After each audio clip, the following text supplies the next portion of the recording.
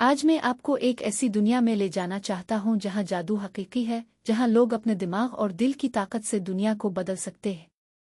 یہ دنیا ارتسی کے نام سے جانی جاتی ہے اور یہاں کے لوگ جادوگری کی طاقت سے واقف ہیں۔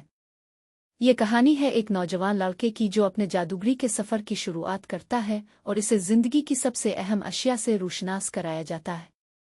میں آپ کو لے جانا چاہتا ہوں اس عجائب کی دنیا میں جہاں ہم ایک ساتھ ایک نوجوان جادوگر کے ساتھ سفر کریں گے جو اپنے خوابوں کو پورا کرنے کی کوشش کرتا ہے۔ یہ کہانی اے ویزرڈ آف ارتسی کے نام سے مشہور ہے اور یہ اورسولا کیلیگوئے کے قلم سے نکلی ہے۔ اورسولا کیلیگوئے ایک مشہور امریکی مصنفہ ہے جو اپنی سائنسی فکشن اور فانتزی کی کہانیوں کے لیے مشہور ہے۔ ان کی کہانیوں میں ہمیشہ انسانی روح کی گہرائی اور دنیا کت کو دیکھا جا سکتا ہے۔ اورسولا کیلیگوئے کی کہانیوں میں ہمیشہ ایک گہری سوچ اور انسانی حسد کی عکاسی ہوتی ہے۔ اب ہم ارتسی کی دنیا میں داخل ہوتے ہیں جہاں ہمارا ہیرو گیڈ ایک چھوٹے سے جزیرے پر رہتا ہے۔ گیڈ کو جادوگری کی طاقت سے واقفیت ہوتی ہے اور وہ اپنے جادوگری کے سفر کی شروعات کرتا ہے۔ وہ ایک مشہور جادوگر کے ساتھ تربیت لیتا ہے اور وہاں سے وہ اپنے جادوگری کی تعلیم کا آغاز کرتا ہے۔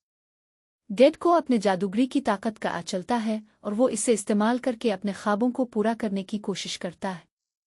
لیکن جادوگری کی دنیا میں گیڈ کو کئی چیلنجز کا سامنا کرنا پڑتا ہے اور وہ خود کو ایک بڑے خطرے میں پاتا ہے۔ گیڈ کی کہانی ہم کو 3 اہم سباق سکھاتی ہے۔ سب سے یہ ہمیں سکھاتی ہے کہ ہمیں اپنی طاقت کا استعمال احتیاط سے کرنا چاہیے۔ گیڈ کی کہانی ہم کو یہ بھی سکھاتی ہے کہ ہمیں اپنے دشمنوں کو سمجھنے کی کوشش کرنی چاہیے اور ہمیشہ جنگ کا راستہ نہیں ہوتا۔ اور آخر میں گیڈ کی کہانی ہم کو یہ بھی سکھاتی ہے کہ ہمیشہ اپنے آپ پر یقین رکھنا چاہیے اور ہمیں اپنے خوفوں کا سامنا کرنا چاہیے۔ یہ 3 سباق ہمیں زندگی کے حقیقی معنوں کو سمجھنے میں مدد کرتے ہیں اور ہمیں اپنے مقاصد کو حاصل کرنے کی توفیق دیتے ہیں۔ گیڈ کی کہانی ہمیں یہ بھی سکھاتی ہے کہ ہمیشہ اپنے آپ کو بہتر بنانے کی کوشش کرنی چاہیے۔ گیڈ اپنے جادوگری کی طاقت کو بہتر بنانے کے لیے ہر روز محنت کرتا ہے اور وہ اپنے مقاصد کو حاصل کرنے کے لیے ہر ممکن کوشش کرتا ہے۔ ہم بھی اپنے آپ کو بہتر بنانے کی کوشش کر سکتے ہیں اور ہم اپنے مقاصد کو حاصل کرنے کے لیے ہر ممکن کوشش کر سکتے ہیں۔ گیڈ کی کہانی ہمیں یہ بھی سکھاتی ہے کہ ہمیشہ اپنے آپ پر یقین رکھنا چاہیے اور ہمیں اپنے خوفوں کا سامنا کرنا چاہیے۔ وگر کی تعلیم ہمیں یہ سکھاتی ہے کہ ہمیشہ اپنے دشمنوں کو سمجھنے کی کوشش کرنی چاہیے۔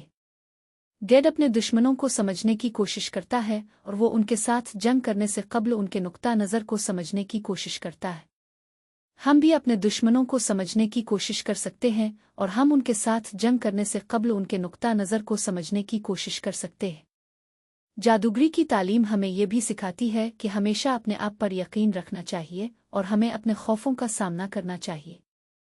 گیڈ کی کہانی ہم کو ایک اہم پیغام دیتی ہے۔ یہ پیغام ہے کہ ہمیشہ اپنے آپ پر یقین رکھنا چاہیے اور ہمیں اپنے خوفوں کا سامنا کرنا چاہیے۔ گیڈ اپنے خوفوں کا سامنا کرتا ہے اور وہ ان کو شکست دیتا ہے۔ ہم بھی اپنے خوفوں کا سامنا کر سکتے ہیں اور ہم ان کو شکست دے سکتے ہیں۔